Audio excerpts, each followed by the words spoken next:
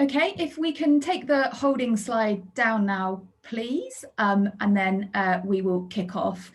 I can see that participants are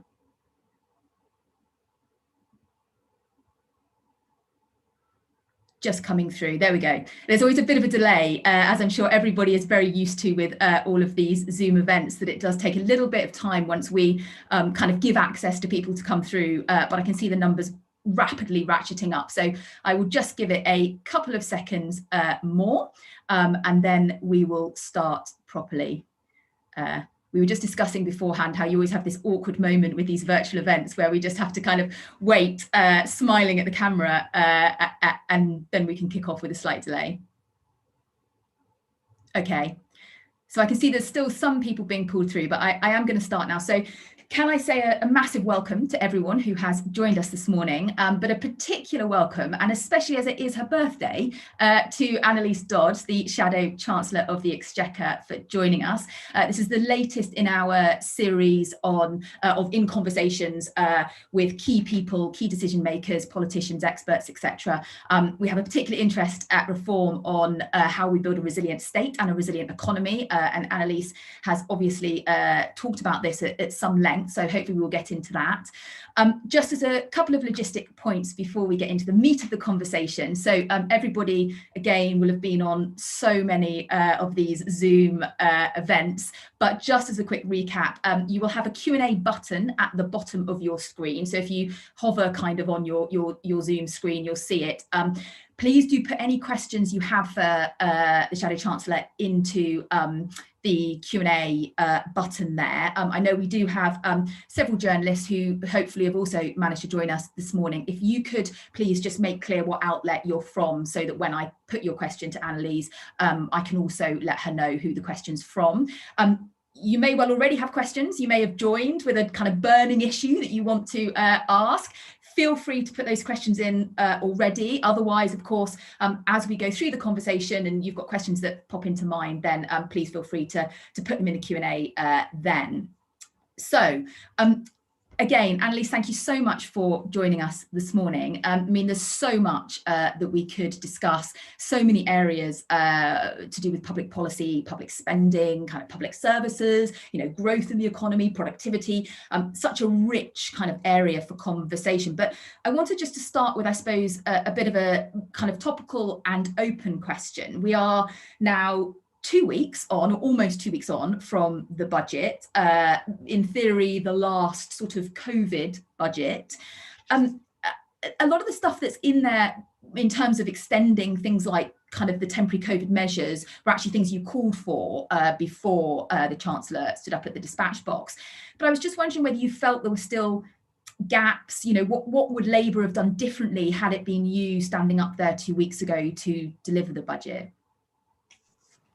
Thank you very much indeed, Charlotte, for that question, and indeed for inviting me here today. And I should apologise for any background noise. I'm in Westminster, which seems to be the noisiest place in the whole of the UK currently. So apologies. And what better way to spend my birthday, frankly, than at a Reform seminar? I would say genuinely, particularly following much of your analysis of the budget, which I found to be very stimulating and helpful.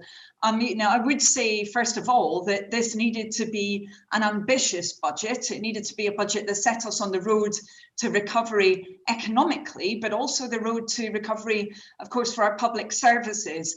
I would say on the former, you're absolutely right, Charlotte, that we did see the extension of some of the schemes that was necessary. And I find it pretty frustrating that it took so long for that commitment to extension to be announced until the budget. It would have been far better for businesses keeping people in work if they'd had that certainty earlier in the year. So that was frustrating, but to the extent that there were some extensions, yes, we did support that. I would say, however, there were major areas where this was, from Labour's point of view, a real missed opportunity. First of all, around capital investment. Obviously, Labour's called for £30 billion of accelerated capital investment to support the creation of up to 400,000 jobs across the country in areas like retrofitting. Actually, we saw a cut in planned capital spend through the Chancellor's plans, a cut of £500 million. And we know that schemes like the Green Homes Grant Scheme, for example, are actually losing jobs. So this wasn't the ambitious budget that we needed to see around using that capital ability from government to really be driving the growth and jobs that we need to see. We would also say, though, as I mentioned, that this needed to be that budget to set our public services on the road to recovery. But actually, and Reform's done, I know, a lot of work around this, the fine print of the budget indicated that next year, day-to-day spending on public services will actually fall by £14.5 billion compared to pre-COVID plans. Once you leave out the protected departments, that means £2.6 billion real terms cut everywhere else. So in relation to the Home Office, for example, the Ministry of Justice, they will lose more than £500 million between them, and actually those failures in the justice system are under, quite rightly, sharp relief right now. But the Departments of Health and Education also will see real terms cuts of £300 million and £600 million respectively when you exclude the NHS and schools. That would cover areas like public health, for example. And those figures just seem to me to look wildly over-optimistic, particularly in relation to the NHS. There seems to be the assumption there will be no long-run impacts from COVID beyond the coming year. And yet we know the reality. It's a reality of exhausted staff, sadly, massive backlogs, and a suspected 1 million people with long COVID. So this was a very short-termist budget when it came to the NHS. But that's after, we would argue, 10 years of short-termism, where capital spend, for example, hasn't kept pace with the rise in maintenance costs, which are now estimated to equal almost the entire capital budget. So that lack of a long-term approach led to costs backing up in the system because staff have had to develop constantly time-consuming workarounds because of inadequate buildings, systems, and infrastructure. And I do think that issue around pay really is a signal there around the overall approach towards public services. The Chancellor couched his approach, of course, in the language of affordability, but we've seen government waste and mismanage billions during this crisis. I couldn't be more proud of our NHS workers, but I have to say I'm ashamed of what I feel is shabby treatment of them by this government. Labour have been very clear. We're putting ministers on notice. We'll use every parliamentary opportunity to secure the fair pay deal our NHS heroes deserve. There needs to be a multi-year pay deal that gives them certainty, one that covers all NHS staff, not playing off one group against another. We think they deserve nothing less. And, if we're going to learn those long-term lessons, which I know Reform has done so much work around, then we can't ever let our public services become as run down as they were in many areas when we went into this crisis. And of course, the people who work in those public services are absolutely fundamental to them. So we do think, now is the time to signal the kind of country that we want to be as we emerge from this very dark year. We feel we have too low ambition here from government, low growth also, unfortunately, and a fiscal consolidation ultimately that will be hitting families and key workers in their pockets. Instead, we believe that we needed from this budget to see security, a focus on that security going forward, prosperity for families across the country, and public services that they can rely on and be proud of, and that will be able to face up to potential future crises. Thank you. That's a great intro to kind of Labour thinking and approach going forward. Lots of kind of questions to ask off the back of it. I suppose one of the things, and I've been very struck by particularly your May's lecture that you gave, and I want to come back to the sort of kind of more technical kind of fiscal rules and fiscal frameworks, but you talked in that about rightly not choking off the recovery, I think was the phrase you may have used, by premature fiscal consolidation, but also that it would be, I think your word was irresponsible for policymakers to assume we're going to keep very low interest rates. And so essentially I read from that is that, yes, we need to give ourselves some time, but actually we are going to have to then act to put the public finances back on track. I guess my question is, how can you or how do you envisage, how would a Labour government reconcile those two things? You've talked there about, increasing expenditure in lots of areas, some very necessary areas, as you've just said, kind of the long-term COVID impacts are going to be significant on public services, and there isn't any funding built in to cover those past next year. But at the same time, as you said, we can't go on assuming that we're going to be able to afford the level of borrowing and debt that we currently have. So what is your view about that timing, from switching from making the most of the cheap borrowing at the moment to actually starting to take some of those tough decisions? And what do those decisions look like? Yeah, thanks very much, Charlotte. And obviously, this is a huge question. I would say, first of all, we need to begin by actually looking at what's taken place over the last 10 years, because I would argue that we have not seen actually those robust public finances that we need to see. In fact, if you consider between 2010 and then the beginning of this crisis, of course, the overall stock of national debt increased very substantially, 1 trillion to 1.8 trillion. We saw the missing of every single legally binding target on the debt and deficit that had been set by government. So we were not in that very strong position, I would argue. I think there are a variety of reasons for that. Many of them, I would say, come from a misunderstanding about the drivers of cost actually within public finances. If you look at what's happened, for example, with housing related costs, obviously previously in housing benefit, now many of them within universal credit and social security system, they've increased radically over the last decades. And yet we know that actually if we had seen, and it's not just a question of public funding actually around investment, question of planning, many other things as well, if we'd seen that focus on delivery of genuinely affordable supply, including social housing, then we would have been able to reduce some of those costs. I also referred obviously to the issue around capital spending, where we're seeing now a really severe impact from some of those backlogs that have built up over time in our NHS, but also, I mentioned the justice system. I mean, courts that are unusable because of the state that they are in.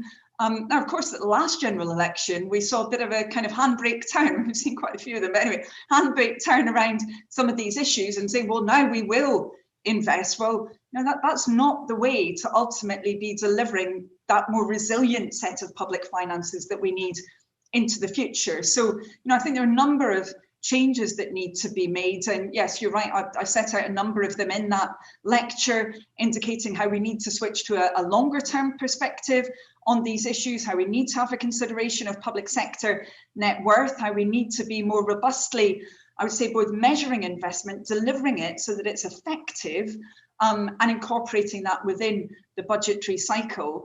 But then in terms of the kind of more immediate question, so there's so much in what you asked about there, Charlotte, in terms of the more immediate question of how we deal with current circumstances, I would say that the UK is an outlier actually comparing to other countries.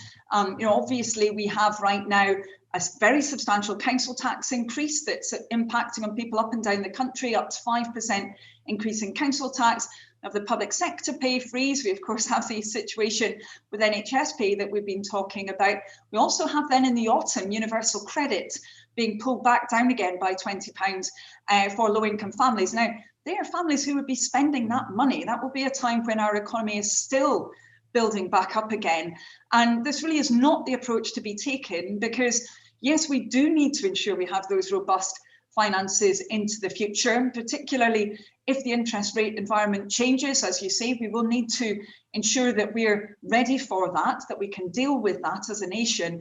But actually reducing the strength of our recovery through some of these hits to household finances will simply make that task harder if we need to be engaging in that strong consolidation into the future. So, I do think the priorities are wrong. And as I say, I feel that in the UK, we're out of step with how many other countries are approaching this.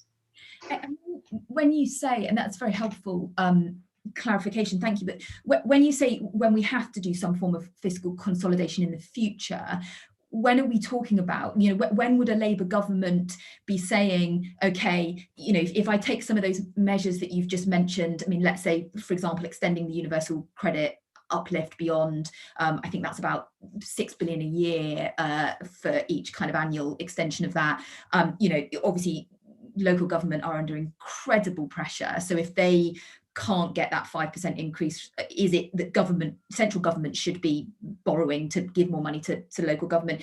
There's a lot of additional costs, pay rises for public sector staff, which would stretch into the billions over time. At what point would a Labour government start to focus on that fiscal consolidation? And I guess just to push you a little bit on what would that involve? Would it be simply raising taxes, in which case which taxes on who, or would it also be thinking about cutting spending?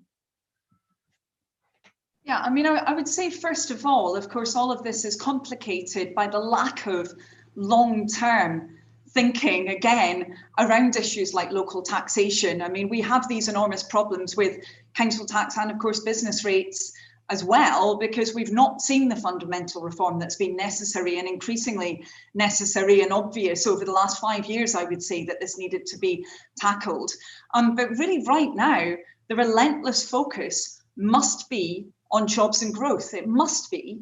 And yet we do not see that taking place currently. And as I said, I do think that, if necessary, if we see a change in the interest rate environment, then at that point, it would be necessary to look particularly at the revenue system overall. But, that is a second order question where, huge parts of our economy are still locked down, unable to operate.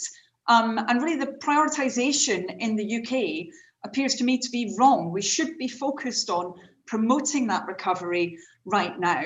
I would say that, there are other issues around revenue more broadly, which again haven't been faced up to. We've got the situation with social care, for example, which again has been left out of the debate. So, many of these questions around taxation are very live ones. But I don't think that really the Chancellor's focus should be on that consolidation immediately. And yet that is what we are seeing, particularly with that council tax increase and with, of course, those reductions in public services spend that I talked about. I just think that's out of kilter with where we need to get to in terms of promoting the growth that ultimately, obviously dependent on the interest rate environment, but that ultimately would erode the value of the debt, potentially with inflation as well. We can't count on it, and we mustn't count on it, but surely that growth is a precondition to us getting to those more stable public finances in the first place. Yeah, and I think there's you've spoken a lot about how we might approach kind of driving greater growth, and I do want to come back to that. I guess kind of one final question just on the sort of how are we going to balance the books in time? Let's say we have a Labour government at the next election. Let's say, and I think there are, as the OBR themselves say, huge question marks in terms of uncertainty around their forecast at the moment, because obviously they're very dependent on what the virus does and etc. But let's say those predictions that we saw 2 weeks ago are fairly accurate. By next Parliament, we will be into a position where we're having to have conversations about what the tax system should look like, kind of how we do fund the incredibly important things like you're talking about, social care, which we're still kicking the can down the road on, and we desperately need, a sustainable solution to. Where would you see I guess what would you see as a fairer taxation system if we do need to raise additional revenues, and would that be focused more on, the Chancellor obviously has frozen the income tax thresholds. Is that something that you're supportive of? Do you think we should be focusing more on business taxes, corporate taxes? Is there space here for thinking about wealth and how we tax that? You mentioned council tax. Where would a Labour government be on creating a fairer and more robust tax system? Yeah, we do certainly need to be seeing that fairer system for a whole variety of reasons. I would say that it leads to a lot of inefficient behaviour. You know, there are far too many anomalies in different parts of the tax system. But in addition, it's not perceived as a fair system by people, understandably, because of the way in which it operates. And, you know, I've made no secret of the fact that I want to see a more progressive tax system. But then, Charlotte, you asked, well, what does that consist in? I think, first of all, you know, for a long time, Labour has argued that the approach to corporation tax has not been the right one that we've seen over the last 10 years. We've seen that pulling down of the rate with the alleged justification that would drive additional investment.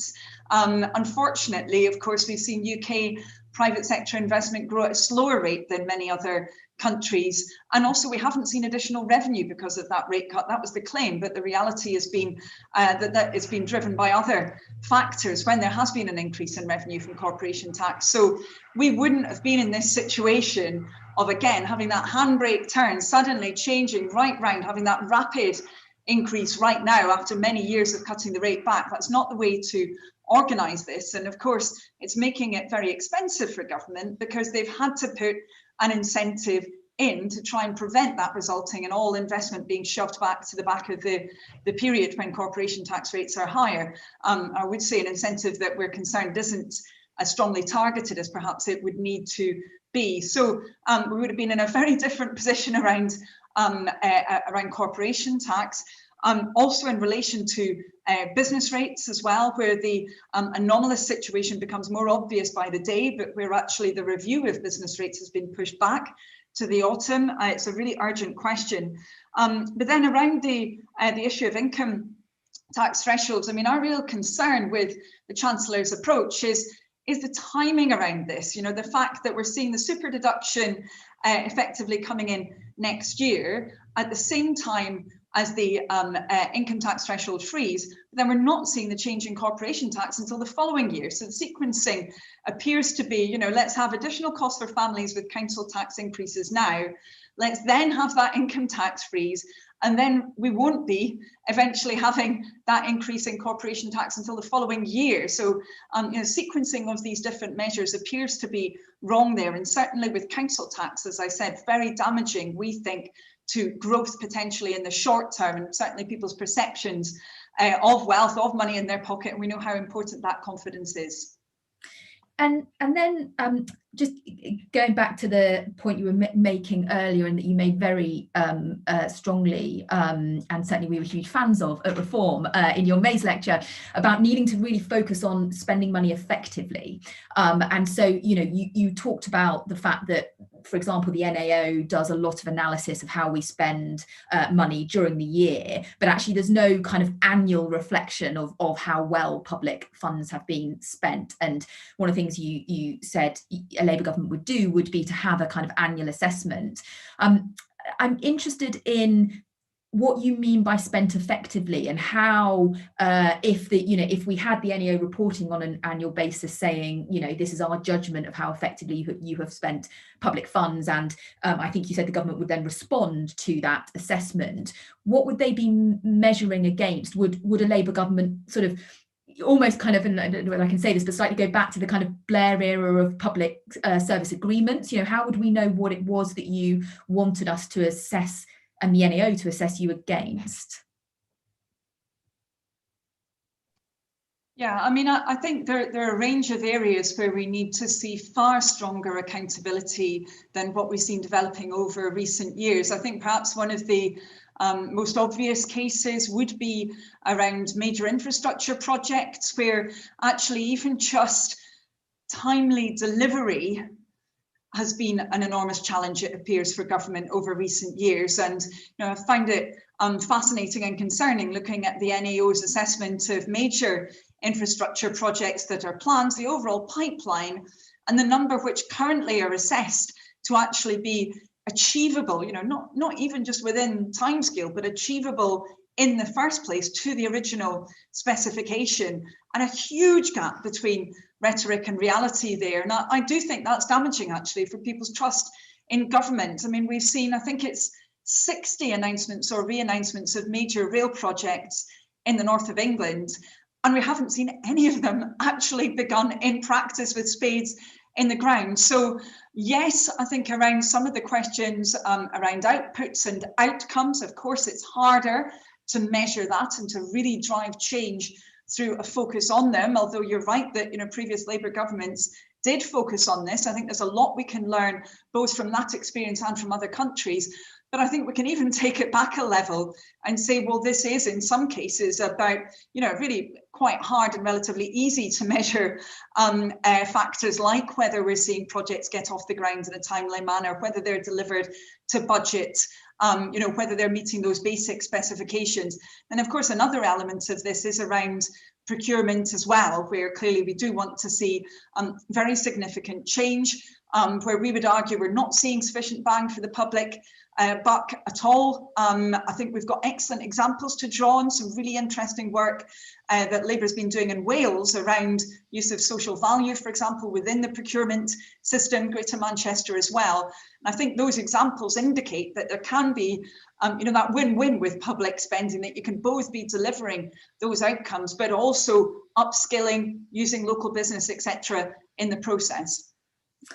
And so that beautifully segues us to a kind of broader conversation about growth and how we deliver it. So what I think one of the things that was striking from the OBR's forecast a couple of weeks ago was the fact that, yes, we're going to see this, fingers crossed, speedier recovery than they had originally predicted in their previous forecast. But then we're going to be getting, by the sort of tail end of the Parliament, back to sub 2% growth year on year. And in terms of kind of productivity as well, similarly kind of anemic numbers. You've talked a lot about creating a fairer economy, kind of, and I think you have spoken previously about the fact that a more balanced economy should be a higher performing economy. What will be in the Labour toolbox that will help both to drive growth, which ultimately, as you said at the start, is what we really need to both tackle the debt, but also to ensure we're creating jobs and making sure that we've got the economy motoring, but also to do so in a way that is going to benefit as many people as possible and close some of the inequalities that we've seen exacerbated by the pandemic.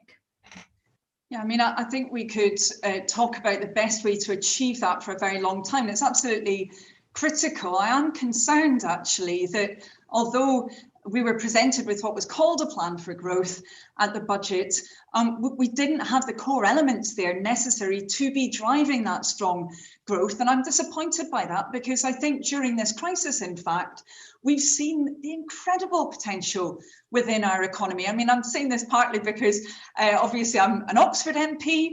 I've visited the incredible partnership that took place between Oxford University and AstraZeneca, and indeed the NHS, of course, delivering that at the Churchill Hospital at the Vaccine Centre. I've also seen the ventilator challenge at Airbus and the Advanced Manufacturing Research Centre in North Wales. We clearly have the potential to deliver in some of these core technologies of the future. And yet we seem to be shifting away from a focus on industrial strategy and instead towards what I would call very hands-off approach, where essentially government seeks to, yes, potentially provide support through tax breaks, but not actually to be using government's convening power to be, for example, bringing together businesses, intermediate organisations, trade unions, local authorities, etc., skills providers, to have that longer term plan that we need to see for different areas of our economy that will need to be those growth areas for the future, generating strong value added, particularly often in many parts of the country where we've not seen that strong growth that we need to see. So we've got to have that ambition into the future and those mechanisms for delivering it. But I would say also that we've not seen a focus on what many economists would call the foundational economy and really improving productivity there. We haven't seen, for example, in fact, it wasn't even mentioned once in the budget, the social care sector, employing huge numbers of people across the country. Other areas that will be really critical for the future as well, whatever retail will be looking like into the future, for example, all the changes taking place there, where again, having that much more joined up approach, one where government's working actively with business and trade unions, and skills providers and those experts who can help us in that traditional weakness for the UK economy, I do think that would be delivering positive outcomes. So yes, much stronger ambition required on that front, and I think some of those growth projections actually should concern all of us really in terms of their weakness into the future, as you remarked upon, Charlotte. And I mean, one of the things again that people talk about a lot is how we drive innovation, and you've rightly touched on, for example, the vaccine story, which is phenomenal, and as you say, has been a great example of a public-private partnership. But innovation, what we have tended to see for some time now, which in part is helps us explain the productivity gap, is some kind of frontier firms being phenomenally innovative and having unbelievable productivity rates, and then a very long tail of firms that have not managed to accelerate in terms of their innovation and their productivity. And one of the things that we've seen during this period, of course, is, and I think the way you've previously phrased it, it is an acceleration of trends that were already happening. You mentioned retail and the high street. How would a Labour government try and boost innovation, which ultimately will help us to be competitive, help us to grow, should help drive living standards if we can increase productivity? Are there specific mechanisms that you would want to see government using, particular investments, ways of supporting companies that would now allow us to create a much more competitive and therefore prosperous country through innovation? Yeah, I mean, I think there's a huge amount that needs to be done here, and it's something that I'm very passionate about. I was actually an academic previous to becoming a politician, I suppose a full-time politician, latterly at Aston University in the West Midlands. And, I think there are instances where we've got, in fact, really strong collaborative working between different parts of industry, higher education and research, often further education sector as well. But that's not generalised across the country. And as you say, it's not feeding through a lot of the time into particularly smaller and medium-sized firms where we do have many of those productivity challenges.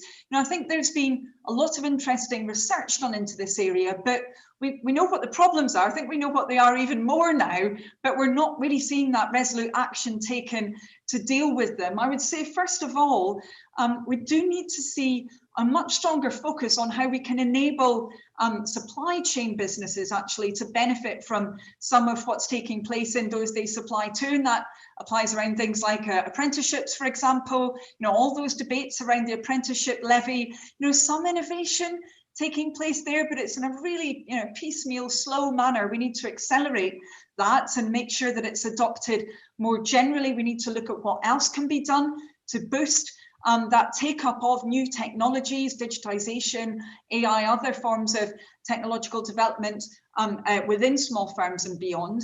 I think we then also need to look at the business support architecture as well. I talk a lot to chambers, for example, LEPs and others.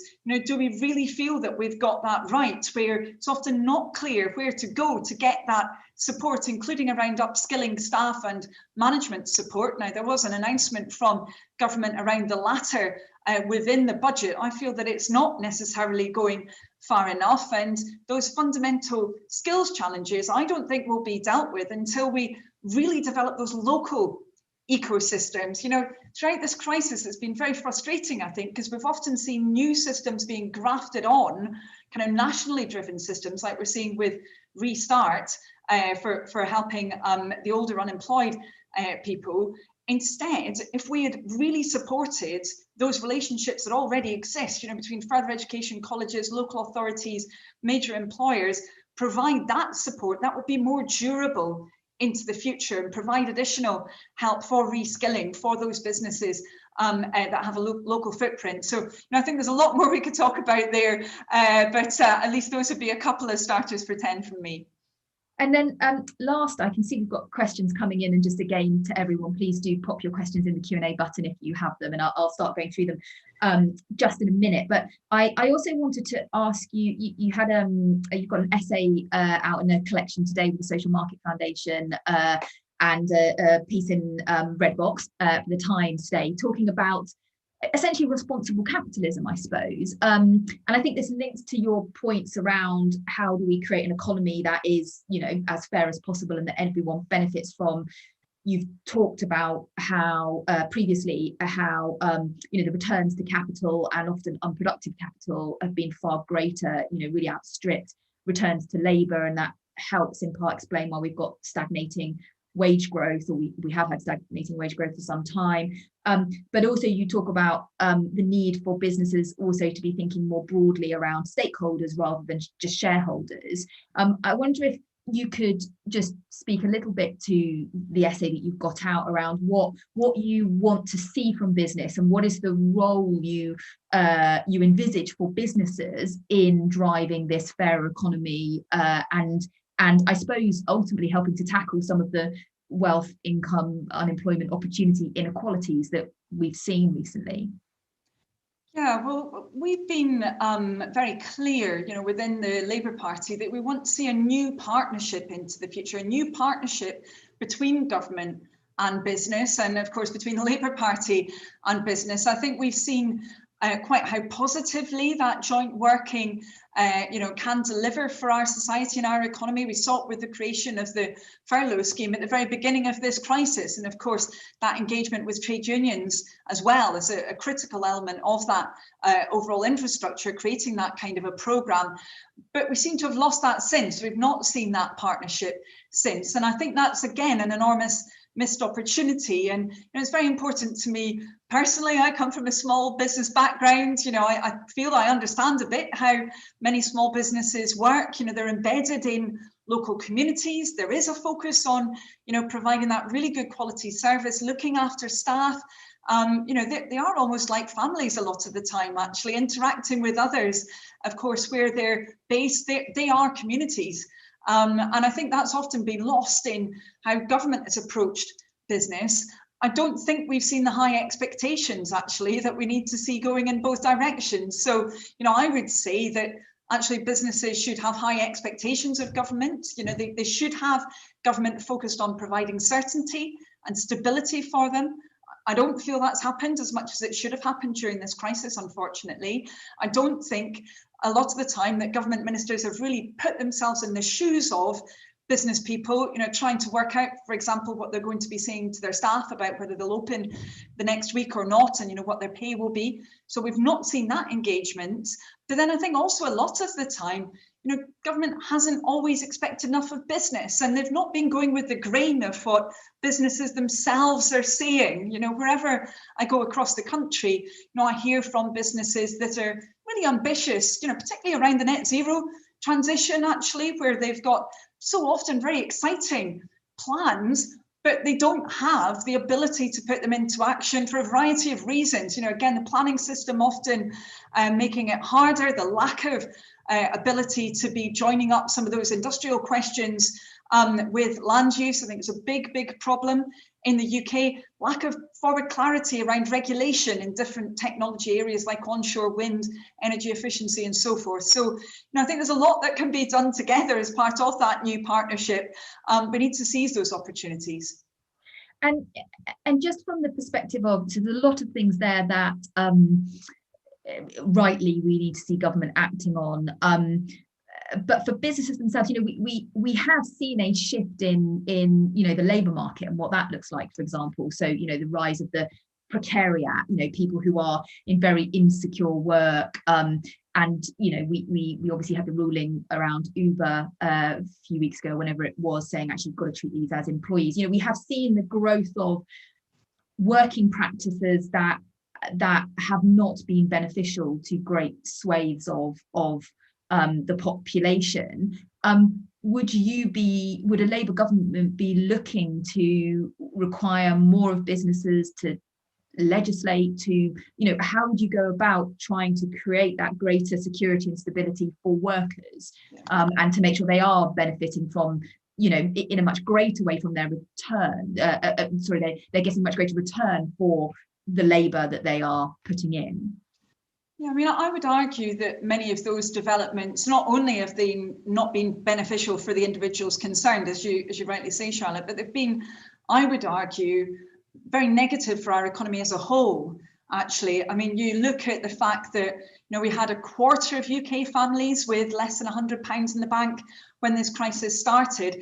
That obviously then has posed challenges with how government can ensure that there is support provided. That doesn't come without cost, clearly. There's then also the impact on demand as well, and relatively weak demand that we've seen for quite a long time, arguably in the UK economy. I think that's linked to other questions around the level of private sector investment and the relatively weak growth of it in the UK compared to other countries. So I don't think these labour market issues should be divorced from the overall strength of our economy. I think they're fundamental to it.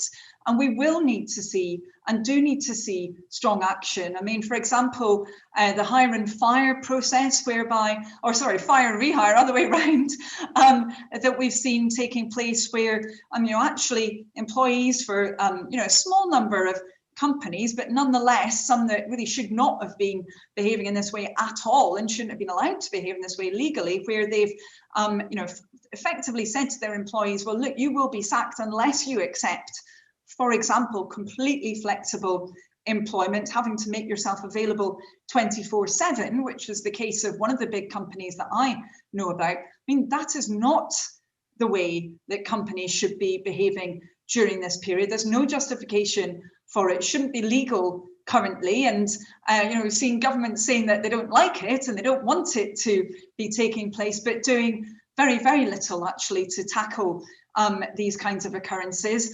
I think then also around self-employment and, so-called disguised self-employment, clearly we have really significant problems in the UK, major issues, again for the public purse actually, because we see huge numbers of people who are under-pensioned in the UK, who don't have sick pay. Of course, that's then had major implications during this crisis. We do need to face up to these matters and deal with them effectively. So that's got to be a big part of our recovery planning. And certainly, the Labour Party is looking at these matters very intensively. Perfect. So I'm going to now take various questions that we've got coming in, some of the aspects of which we have covered, but I'll pick out a few other areas we haven't touched on yet. So one attendee is asking about how we can tie economic growth to other priorities. So, for example, achieving a green recovery. What would that look like, and what would you want to see in terms of being able to drive growth that is also helping us hit our climate objectives? Well, that's a huge question, and it's one which I think is very exciting actually for the UK economy. I think there's tremendous potential. And again, we've seen during this crisis how we can achieve particularly the kind of industrial coordination that will be so necessary around building those technologies for the future, and in many cases, the jobs for the future. We need to see, I would argue, that bringing forward of capital spend that would help in this circumstance. So many other countries doing it, the UK not having that focus. We're in the not very privileged position, for example, in the UK, of having a lot of poorly insulated housing right across the country. So if we have a strong focus on retrofitting, then that can be positive at a time when our labour market is very, very slack. We've got high levels of unemployment, and where we can train people relatively quickly into being able to help remediate those homes and retrofit them. So capital spend is critical, I think, and getting that real win-win from green stimulus that's necessary. But secondly, of course, a lot of this is to do with regulation as well, and the fact that we've seen, a lot of shifting around of the regulatory goalposts over time on issues like onshore wind, energy efficiency, still around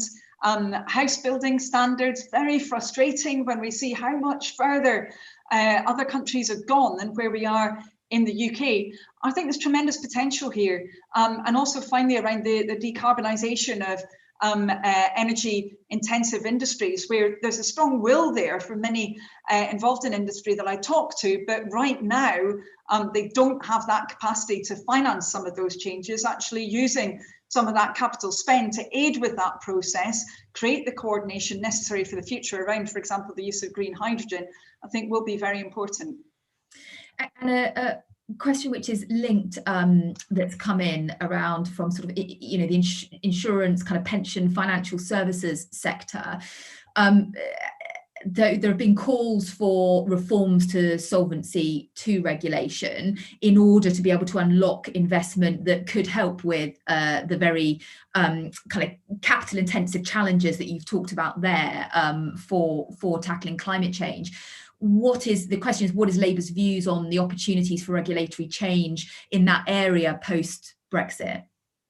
Yeah, I mean, I do think this is a very interesting question, and it's one that I've been interested in for a long time. I think actually, you know, this may well be one case where the UK does have a slightly different approach, where we do have differently organised financial services. You know, there's some other areas as well that I could mention where, you know, I think that there is the potential for regulatory change, but not regulatory change that would be undercutting when we trade with the rest of the EU. And clearly, you know, in the case of insurance, that's not going to be applying there. But I do think it's important to stress that, because we've seen the development of, I think, a very negative zero-sum rhetoric between the UK and the EU 27 on financial services regulation, and we need to avoid that. We need to show that we're all aiming towards those high standards and, you know, access to finance, you know, through the UK, that's so important for the EU 27 as well as for our country. I do think as well, when it comes to the insurance industry, there's some really interesting work that's been going on within the industry about them, for example, greening their own processes, having that kind of longer term focus of investment. But I think it's a question kind of going beyond insurance into many other providers of finance as well. You know, we were hoping that we would see more of a focus on this in the field of pensions, for example. We haven't seen that being brought forward to the extent that many of us would have wanted. So, you know, a lot more work to be done there in the future, I would say. Slightly different topic, but one again that you've talked about in particular around regenerating the high street and thinking about what kind of the high street of the future looks like. Somebody has asked where you think the replacement jobs will come from for I mean, probably what will at least be a decent number of retail and hospitality workers whose jobs sadly aren't going to be there to come back to. How are we, I suppose, both the question of, you know, is there an opportunity actually to bring some of those jobs back, or do we need to be thinking about creating new different jobs to replace those? I mean, I think that's a really important question. And I would say, first of all, that, you know, obviously it's not government that will be creating those jobs. I mean, I do think there's far more that government can and should do around ensuring the training is available, for example, for people to be going into our social care system or our NHS, where we've got enormous vacancies. And we said that should be part of the government's overall, you know, what we call for a jobs promise, particularly for young people.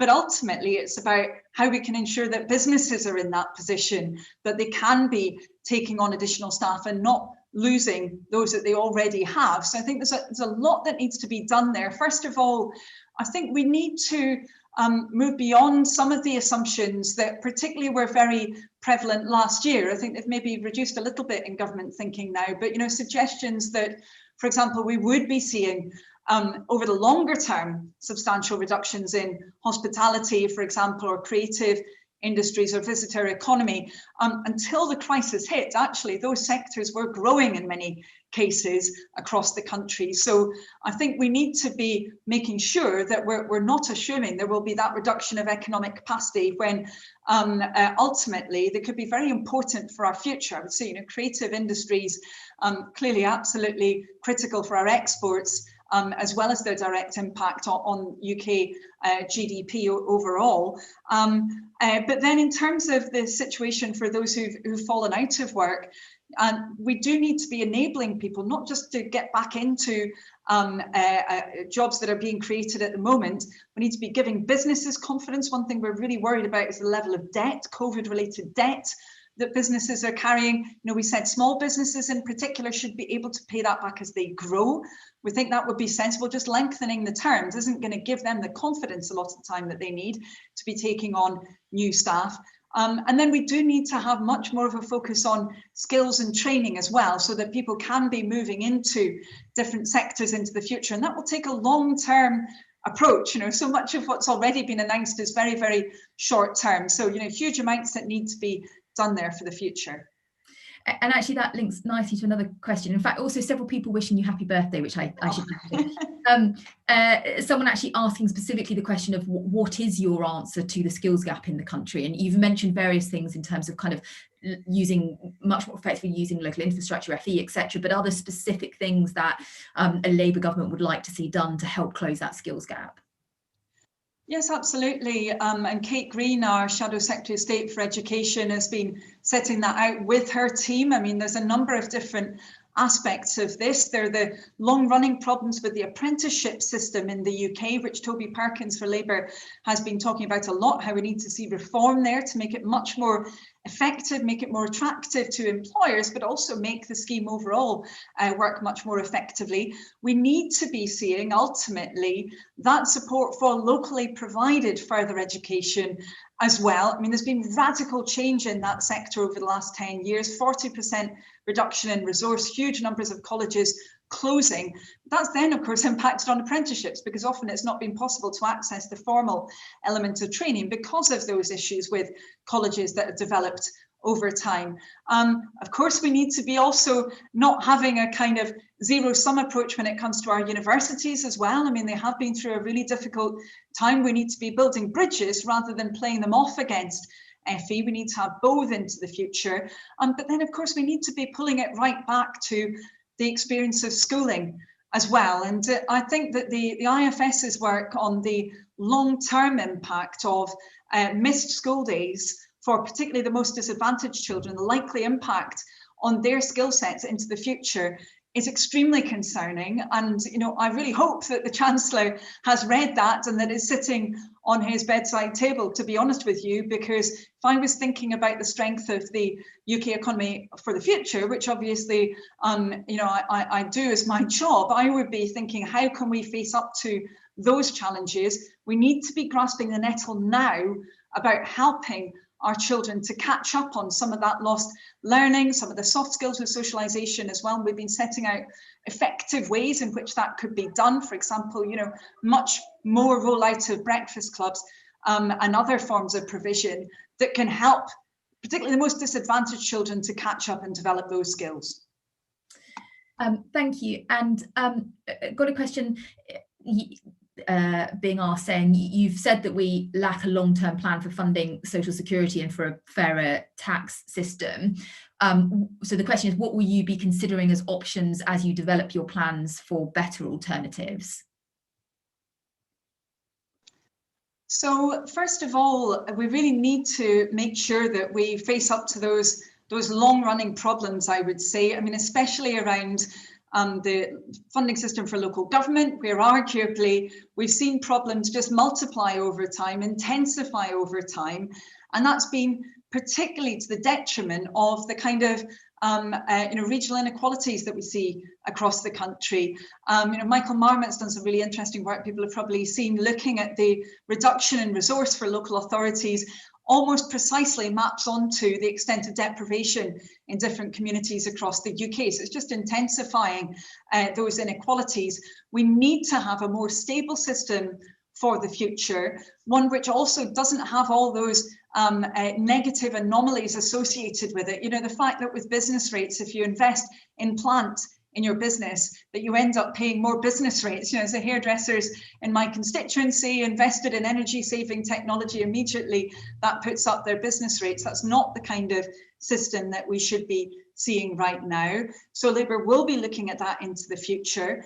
So many other areas where I would say there are anomalies and where we have, traditionally very little scrutiny actually within the UK. I mean, one example would be around the large number of reliefs that are within the UK tax system, makes it incredibly complicated. The overall complexity of the tax system in the UK, of course, is pretty extreme. But then we have, dozens upon dozens of reliefs that don't receive any parliamentary scrutiny. They're not treated in the way that they are actually in other countries that have fewer administrative resources, arguably, than the UK has in many ways. You know, in India, reliefs are looked at within the overall budgetary process. We don't have that in the UK, so we do need to be looking at some of these fundamental questions much more carefully, I would say. Thank you very much. I'm going to probably be able to get in two last questions, I think.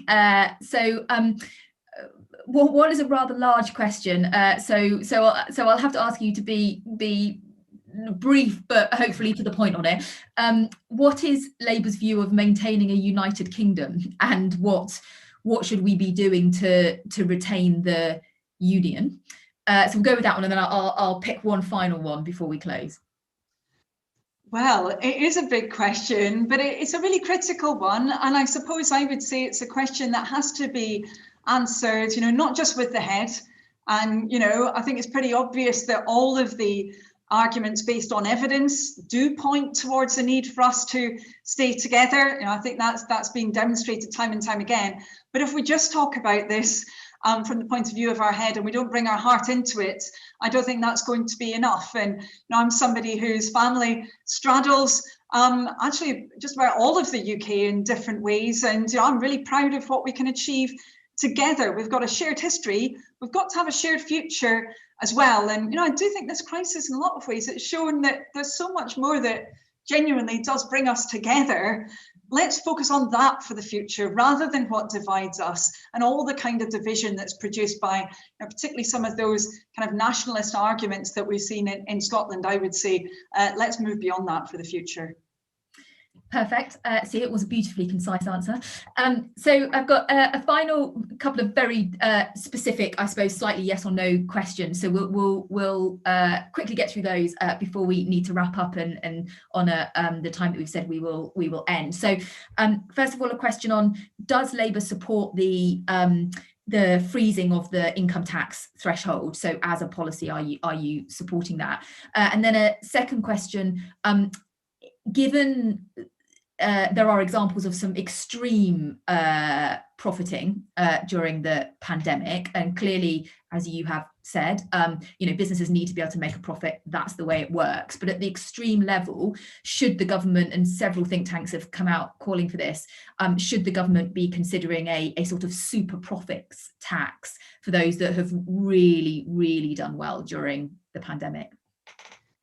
Yeah, well, first of all, around the income tax threshold, we don't believe that government should be imposing that change, as I said before it's having that change in corporation tax rates. In fact, the super deduction will be coming in at the same time as that change to personal income tax threshold. And of course, that's on top of the increase in council tax. I mean, Labour said that, you know, we wouldn't rule out different measures for the future, but actually the timing of this, you know, is something that I've repeatedly expressed concerns about, as well as its interaction with those council tax rises, with the changes to universal credit, etc. As well. You know, I've made that very clear. When it comes to the system for those who've made substantial profits during the crisis, now I'd say, first of all, let's look at this ex ante as well as ex post. You know, you see what the Labour government has done in Wales, where they said from the beginning that the very biggest essential retailers wouldn't be getting support that small businesses struggling on our high streets would be getting, that they had that more targeted approach. We've not seen that in England. We should have seen it with the business rates holiday. We didn't. But then, of course, the tax system ex post is important as well. And there, in particular, we are really concerned about the situation with the super deduction in particular, where it looks like it could be wiping out virtually all, if not all, of the corporation tax paid by some of the very, very biggest internet-based companies, for example. You know, whether that's really the kind of approach that government should be aiming at after this crisis, I think is an extremely big question. Thank you. Sorry, I'm going to squeeze in one question, if I may, to go one minute over, just because it is a question from a journalist, which I'm sure you can answer very quickly. But the question is: Mike Hill has quit as Labour MP for Hartlepool. Will the by-election be a key test in the Red Wall for Keir Starmer's leadership? Well, of course, we have a whole range of elections coming up very, very soon. We have local elections, and they don't necessarily hit the headlines as much, but for their impact on people's living standards, they're absolutely critical. Elections in Wales, Scotland as well, of course, in London, Manchester, many of our other key cities also. And of course, Labour will be fighting for every single vote in those elections. You know, they'll be challenging. We've not had elections in these circumstances before. Obviously, you know, there is likely to be a strong impact on turnout. That will be a challenge for Labour, because traditionally we often do better when there's higher turnout. But certainly, as I said, we wouldn't take any vote for granted, and we'll be fighting for every single one. Thank you so much. I'm going to wrap it up there. I'm conscious we are 1 minute over, but Anneliese, you have been absolutely fantastic, and, you know, kind of brilliant to hear sort of Labour's vision for going forward in terms of the economy, but also trying to create that fairer basis for society. So again, particularly on your birthday, thank you so much for giving us your time. Thank you to everybody who has joined us today. We hope you come back for our next event, which incidentally is with Michael Marmot. So you can come back and hear his thoughts on inequality and how we tackle those health gaps. So please do sign up for that. Otherwise, can I just say, it is, from Reform's perspective, it is fantastic to have a Shadow Chancellor talking about the need for a long-term approach to these challenges, to be thinking about, you know, what a more flexible set of fiscal rules will look like, and how we can really get back to focusing on outcomes and not inputs, and making sure that we are spending taxpayers' money to the greatest possible effect. So it's brilliant to hear that. We very much hope that we can kind of keep working with you going forward to help you to develop more thinking on those areas, which we think is exactly the right direction to be going in. So Anneliese, Shadow Chancellor of the Exchequer, thank you so much for your time today. And thank you, everyone, one final time for